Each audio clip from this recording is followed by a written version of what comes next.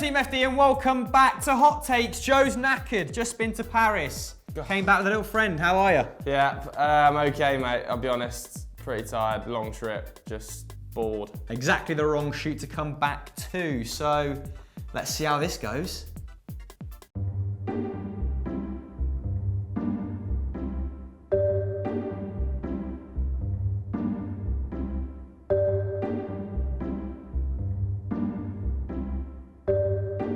Numero 1 hot take comes from Skeptical Prism 3, and he said, without KDB, Manchester City are nothing.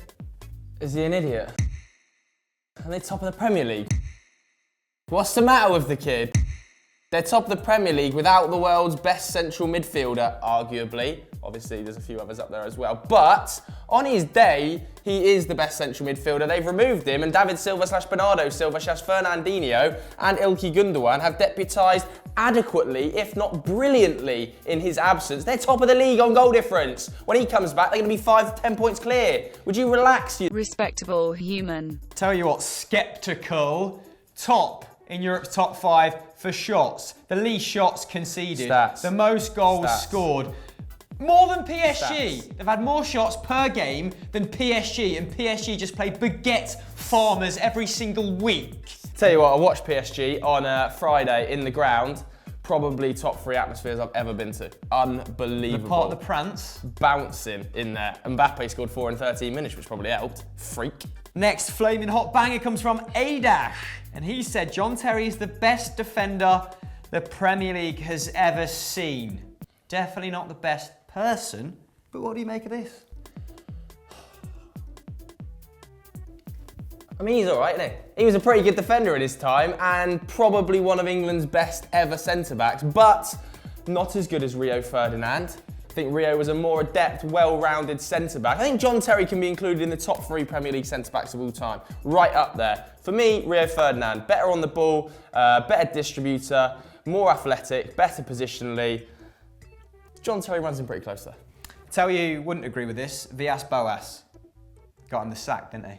Apparently. Was there any other good centre-backs when you think of in the Premier League era? Sol Campbell, Tony Adams. Richard Dunn. He's more of their ilk, John Terry, whereas Rio Ferdinand's more of a modern-day centre-back before his time. Modern day in what sense? Modern day in terms that he could have been playing as a defensive midfielder who was that comfortable on the ball. Although he did once and got run all over the pitch by Robbie Savage. Love Savage. Let's bring in, oh, not a big name, Joe. Good morning. Oh, Sash. How are you, Joel Tomlinson? Next flamethrower comes from Shub Duggar, and he said Lopetegui will be out of a job by January. That's optimistic. But in fact, by the time this goes out, Lopetegui might well have gone. Useless. Absolute rubbish. Odds on screen. He's probably going to be hounded out of the Bernabeu with those waving white flags by the end of next weekend. His team can't score a goal, no goals in 7 hours, utterly rubbish. He's got the best defence in the world, but the lack of Cristiano Ronaldo, as we said at the start of the season, has come back to bite him because Gareth Bale cannot stay fit. It's a physical impossibility. Honestly, it's like me coming through Chris. There. Doesn't work because there's atoms in the way. Gareth Bale's atoms all over the gaff. He's got bandages on him. Don't you do that again. Sorry. All right. Anyway, I agree with Joe. Be lucky to make it past December at current, wouldn't he? Past December? Not scored. 6 hours, 49 minutes to be precise. Essentially the last player to score. They lost to Alaves. Never good. Alaves. Sounds like a Harry Potter spell. Alaves!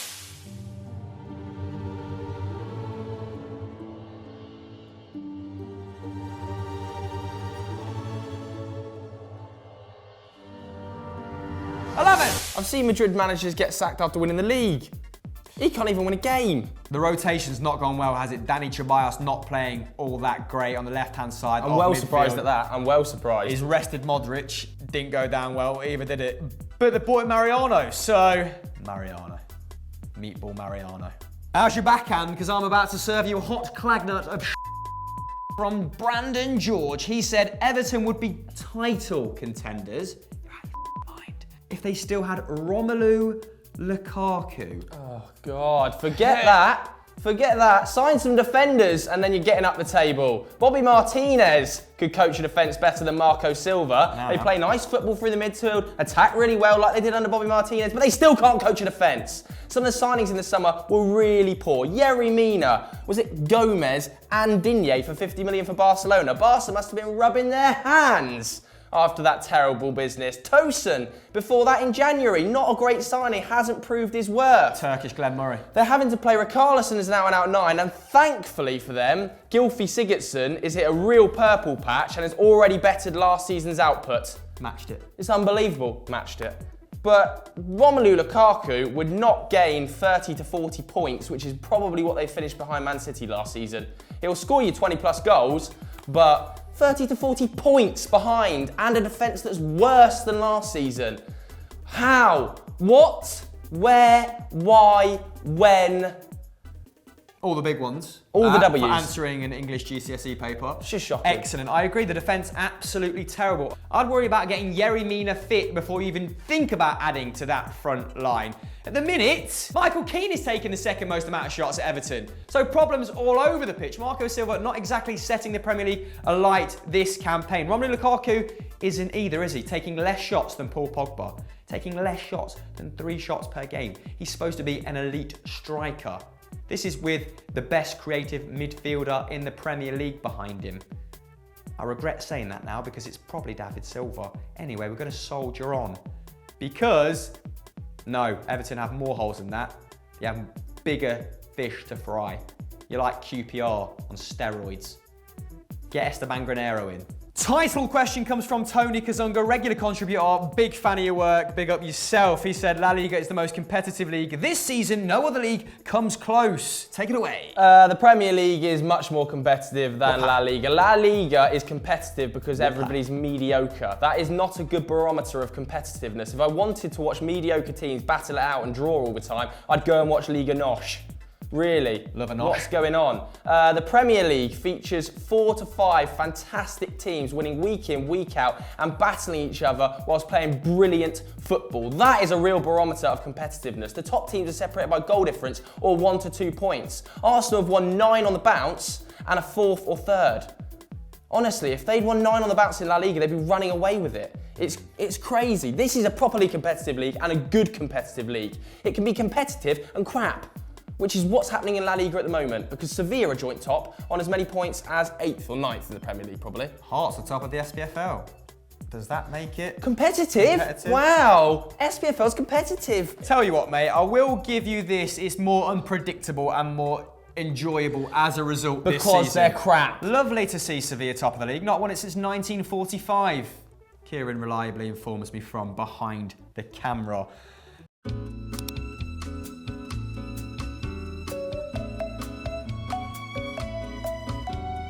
However, look at the calibre of management in the Premier League. Over the course of the season, you're going to see stunning football, whereas Valverde and Lopetegui are being hounded out of the biggest sides in La Liga. Their identity at both clubs has come under question, it's come under scrutiny. Premier League's where it's at. Joe's right, let's move on. Final one then, and probably the most important conversation of the day, comes from Miguel da Silva, and quite inexplicably he has said, tomatoes are whack as f***. What do you make of this? In certain scenarios, I tend to agree. But in other scenarios, you're chatting rubbish. I'm looking at tomato ketchup, I'm looking at cherry tomatoes, I'm looking at grilled tomatoes on a fry-up. I'm not having it. But chopped ones in a BLT that make the sandwich go soggy, I agree. It's a mess. See, I don't mind Sainsbury's, that. I'm looking at you. I don't mind chopped tomatoes in a sandwich because I need moisture because my mouth is so dry. And it's... Yeah. You do have a dry mouth though all the time. Oh, that's disgusting. You sound like that all the time, dry mouth. Excuse you? Well, you look like a sperm. Covered in wotsits. So that was Hot Takes for this week, guys. Thank you for getting your submissions in. Please do so for next week's episode in the comments below. And on these Twitter handles, you know the score. Does this go out on a Thursday now? Yeah. Wow. Thursdays.